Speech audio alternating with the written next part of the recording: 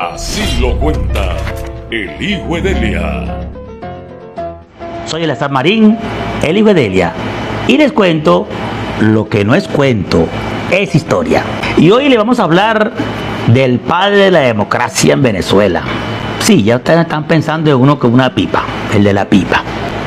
No es de la pipa. Es uno que nació el 24 de julio y murió el 17 de diciembre. Tampoco es Simón Bolívar, porque también nació el 24 de julio y murió el 17 de diciembre. Pero este nació en La Mulera, estado Táchira, y falleció en Maracay. Juan Vicente Gómez. Ya vino este loco a cambiar la historia. Analizando bien la situación, yo creo que es verdad. Digo yo. Habrá algunos que no, pero bueno, vamos a hablar. Y después le voy a decir por qué el de la pipa no creo que sea el padre de la democracia. Digo que el padre de la democracia es Juan Vicente Gómez, porque fue quien parió la transición para llegar a la democracia en Venezuela. Y luego al que siempre hemos llamado padre, más bien él la truncó. Y vamos por el principio. Aquel día en Maracay, en 1935, cuando muere Gómez, él tenía tiempo pensando a quién iba a dejar. Cuando me muera, va a seguir lo mismo, cuestión de los caudillos y el caudillismo y los tachirenses y que la revolución azul, amarilla, de todos los colores que había. Gómez, que no era ningún bruto, como mucha gente piensa, era bien inteligente. Gómez, el mismo que estuvo en Carúpano, defendiendo a su compadrito Castro, que cuando él comenzó su carrera militar, ya Castro estaba adelantado.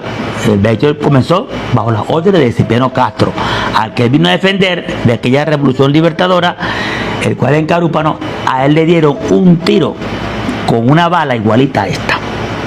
Exactamente igual, mismo calibre, mismo tamaño. Por eso, ve lo que le entró a Gómez, ve. Así fue aquel día de mayo en 1902. Juan Vicente Gómez, él tenía como ministro de Guerra y Marina a José Eleazar López Contreras, mi tocayo, que era un señor comedido, tranquilito, intelectual, militar, político, pero un señor, fíjense ustedes que era tan intelectual que él escribió un libro, porque en 1926, todavía siendo militar, pues trabajando con Gómez, él escribió este libro, echando el cuento de la capitulación de la Plaza Fuerte del Callao, que así como otras veces hemos hablado del final de la guerra de independencia, que fue la toma de Puerto Cabello, esto fue la independencia sudamericana, porque fue luego de la batalla de Ayacucho. Y él escribió este libro, Educación de los 100 años de ese evento histórico. Gómez lo deja a él encargado. Cuando él fallece, el gabinete lo nombra como presidente encargado, lo deja. Ahí se evitó una guerra civil. Sí, Gómez, sin saberlo, evitó una guerra civil, solo con el nombramiento de Eleazar López Contreras, y que el Congreso lo ratifica como presidente encargado. Y comienza esa transición democrática, porque Eleazar López Contreras fue quien diseñó una Venezuela de altura, que es lo que se decía en esos momentos, moderna. La gente podía pensar lo que quisiera, porque tenía una visión distinta de nosotros, una visión de este país que podía ir más allá de lo que podía ver los ojos de una persona. Ya en el año 36, siendo él como presidente, el Congreso lo nombra presidente constitucional con todo lo de la ley. Permitió que nacieran partidos, hasta de los partidos de izquierda. Hizo un plan llamado el Plan Febrero 1936. Eleazar López Contreras creó el Ministerio de Sanidad y Asistencia Social para atacar lo que estaba atacando en Venezuela, que aquí, yo sé que aquí en Carúpano también hizo estrago, el paludismo. El paludismo fue lo que ocasionó que se creara ese Ministerio de Asistencia Social. De hecho, hay un departamento que se llama malariología, que todavía funciona. Viene malaria, que es el paludismo. Creó también el Banco Central para poner orden en el control de nuestra moneda. Eso fue Eleazar López Contreras. Fundó algo que mucha gente nos recuerda, la Guardia Nacional. Promulgó aquella primera ley del trabajo, donde se le daba calidad y el derecho a los obreros, pues. Y su lema, calma y cordura, era conocido por eso. Él le daba la razón a todo el mundo. Cuando él discutía con alguien, él le decía, tú tienes razón. Hasta con la esposa aplicaba eso. le dice, "Ay, ¿por qué tú nunca peleas?" Le dice a la esposa. No, porque uno lo que tiene que hacer es darle la razón a la persona. Sí, pero tú esto y esto y esto y esto. Tiene razón. Eleazar López Contreras redujo el periodo constitucional a 5 años porque antes era de 7. Fue el primer presidente en usar la radio para dirigirse al país. Y mucho más. Prohibió la reelección inmediata. Así lo cuenta el hijo de Elia. López Contreras nombra a Isaías Medina Angarita como su ministro de guerra, que era lo mismo que había hecho Gómez con él. Nombrarlo porque de ahí viene, es como decir el segundo después del presidente, pues. Sabiendo que después iba a ser el candidato para sucederlo pues, en la presidencia. Claro, Isaías Medina Angarita ya venía con un plomo en el ala porque la cuestión de que Rómulo Betancourt, el de la pipa, al que después llaman padre de la democracia, era crítico. No lo dejaba tranquilo. En el año 41, López Contreras le entrega el mando a Medina Angarita. Ahí se dice más o menos lo que es López Contreras y Medina Angarita. La gente hablaba de que era la puente entre la barbarie y la civilización. Medina Angarita, vamos con Medina Angarita. Claro, antes se elegía a los presidentes, el Congreso era quien elegía, no había elecciones directas. Antes era solo los hombres y votaban, después venían, o sea, hubo muchos cambios, pues. Pero eso era poco a poco. Un punto negativo que tenía Medina Angarita era que, no sé, porque no aceptaba las elecciones directas, que la gente votara directamente.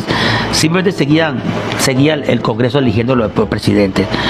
Se crearon partidos, permitió la legalización de los partidos hasta los de izquierda, incluyendo Acción Democrática y el Partido Comunista.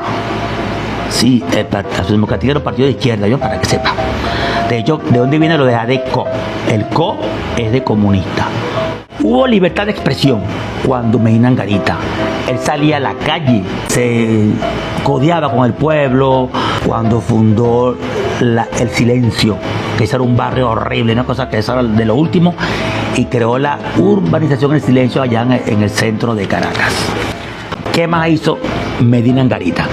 La ley de hidrocarburos de aquella época, ustedes saben que las compañías extranjeras extraían el petróleo, cuestión y todo eso, y entonces empezó lo que llamaban el 50-50, el 50-50, era una frase muy famosa que se usaba en aquellos tiempos. Recuerdo que nosotros nos hablaban eso en la televisión, en la historia, el electoral contemporáneo, el 50-50, y yo ni sabía que 50-50 es 50-50 pero en inglés. Que implementó era algo que todavía sigue funcionando con su mismo nombre, el Instituto Venezolano de los Seguros Sociales. Sí, señor.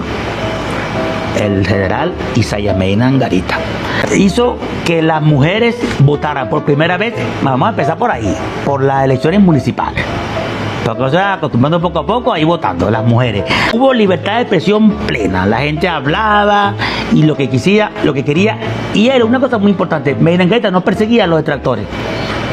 Alguien que hablaba mal de él, lo que sea, y la gente hablaba y decía lo que sea, y Medina Angarita ni pendiente. Libertad de expresión plena. Pero Rómulo Betancourt, no, que tiene que haber voto universal inmediato, ya y ya. Esa era como una de los puntos claves de Rómulo Betancourt para ir en contra de Medina Angarita. Que mientras su gobierno hubo una estabilidad económica, porque en esos tiempos, no sé si ustedes se acuerdan, por la fecha, era la Segunda Guerra Mundial. Medina Angarita modernizó el Estado, los derechos humanos se respetaron. Carupa no tiene grupos con la República de Haití. Fue construido durante el gobierno de Isaías Medina Angarita. Había una placa donde decía el periodo del año tal al año tal, pero no terminó eso. Porque en el año 1945 hubo una tal Revolución de Octubre liderizada por al que nos acostumbraron a llamar padre de la democracia, Rómulo Betancourt, junto con los militares. Y cómo le salió el tiro por la culata y nos echó a perder todo. Así lo cuenta el hijo de Elia. Revolución de Octubre. Me llamó la atención desde pequeño desde que empecé a pensar, porque uno antes no pensaba, uno pensaban por uno. Cuando decían Revolución de Octubre, porque el que la dio fue el que le puso ese nombre. Pero cuando se lo dieron a él, el 24 de noviembre del 48, eso sí fue un golpe de Estado. Sí, como te decía, a Isaías Medina Angarita, los ADECO, Rómulo Betancourt, junto con unos militares, tumban a este señor democrático. vino una asamblea constituyente y todo eso, y vino un nuevo gobierno, es cuando eligen a Rómulo Gallegos. En el año 47 hubo la asamblea constituyente y Rómulo Gallegos no dura lo que dura un embarazo, 9 meses. Porque el 24 de noviembre del 48 le da un golpe de Estado, los mismos que ayudaron a darle el golpe a Mena Angarita. Pero aquí sí fue un golpe de Estado, porque me lo dieron a mí, pero cuando lo doy yo, es una revolución. Y eso ha pasado hasta más recientemente, ¿viste? Para que sepa.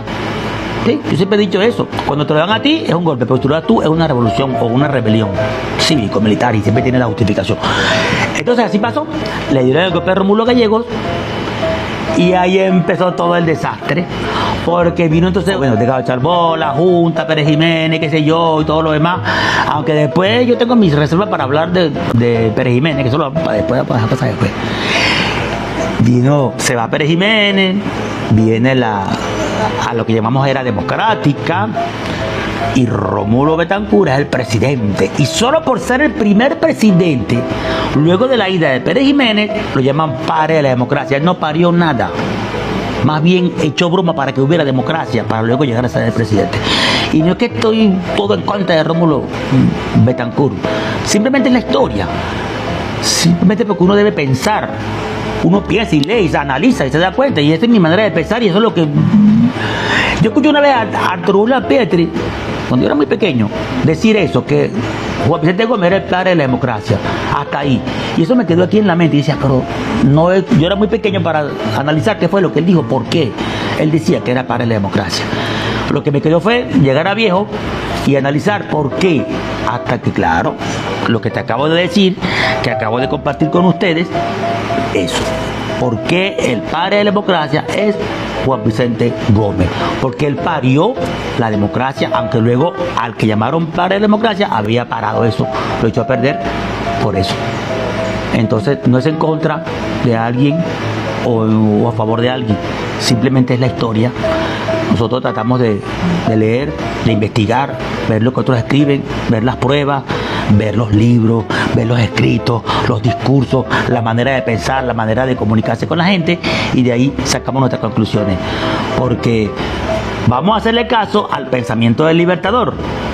Un pueblo ignorante es instrumento ciego de su propia destrucción. Por eso no podemos ser ignorantes. Vamos a leer, vamos a buscar. No dejemos que otros piensen por nosotros. Busque. Tampoco es que hacerle caso ciegamente a lo que cualquier loco escriba por ahí, o lo que cualquier loco como yo diga por ahí.